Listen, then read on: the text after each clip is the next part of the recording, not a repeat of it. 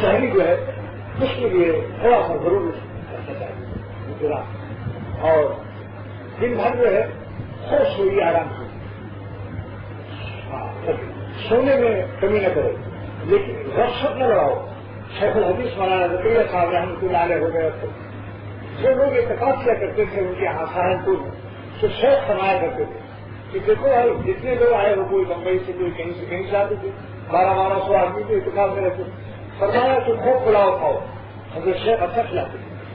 فرمایا خوب پلاؤ کھاؤ اور خوب سو. بس ایک چیز کی پابندی کرو کہ آپس میں رخصت مت کرو. بات چیت سے دل کا لوگ نکل جاتا. بات چیت کرتے میں نے دیکھا تو میں یہاں سے خراج کر دوں گا نکال دوں گا. سوتا ہوا پاؤں گا کچھ بھی لینے میں نہیں ہوگا.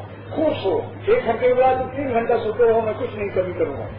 لیکن اگر اور پلاؤ کھانے میں بھی دیکھوں گا کہ پلاؤ کھا رہے میں بھی کچھ نہیں کہوں گا. چلو 2 لقمہ زیادہ ہی تو تم جانو تمہارا میلا جانا. لیکن اگر تم نے بات چیت کرتے ہوئے میں نے کسی کو دیکھا تو پھر مجھے غصہ آئے گا اور میں نکال دوں گا. زیادہ سخت پابندی زیادہ رمضان شریف کے مہینے میں بات چیت کرنے سے کہوں کہ کیا کرنا چاہیے. حدیث شریف میں آتا ہے کہ جو روزہ رکھے ہوئے بھی گناہ نہ چھوڑے اس شخص کے روزے سے کچھ نہیں ملتا. بھوک پیاس کے فرض پیدا ہو جائے گا ثواب نہیں ملے گا. اللہ کا خوب تقویٰ نہیں ملے گا.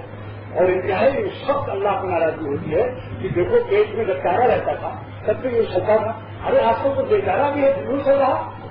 فصل مشہور ہے اردو کا کہ جب پیٹ میں پڑا چارہ تو اچھلنے لگا بے چارہ. ایک آدمی کے پیٹ میں چارہ نہیں ہوئی لیکن چارہ پڑتے ہی کودنے لگا. اور یہ سب روزہ رکھے ہوئے پیٹ خالی ہے چارہ بھی نہیں پھر بھی چل رہا ہے. بدریگاہی کر رہا ہے غیبت کر رہا ہے جھوٹ بول رہا ہے اور تو کوئی دیکھ رہا جائز نہیں. تو میرے دوستوں بزرگوں رمضان شریف کے مہینے میں خاص اہتمام رکھنا چاہیے کہ گفتگو کم کی جائے چاہے جائز ہی کیوں نہ.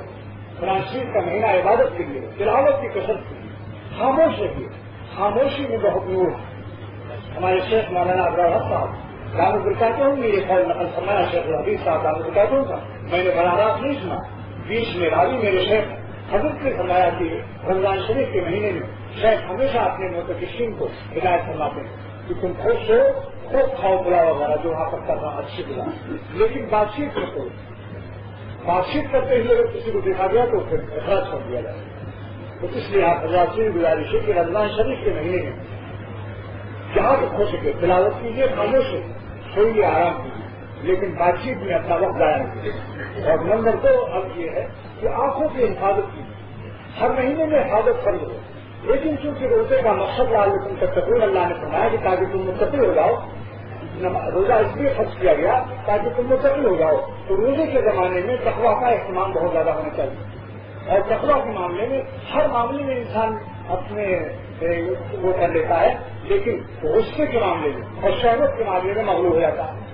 غصے کے معاملے میں بیوی بچوں پر زیادہ ان کی خطا سے زیادہ ڈانٹ ڈپٹ دینا دوستوں پر زیادہ عقل کر دینا اور شہوت کے معاملے میں بدنگاہی وغیرہ میں مبتلا ہو جانا ان چیزوں کا خاص اہتمام رہے.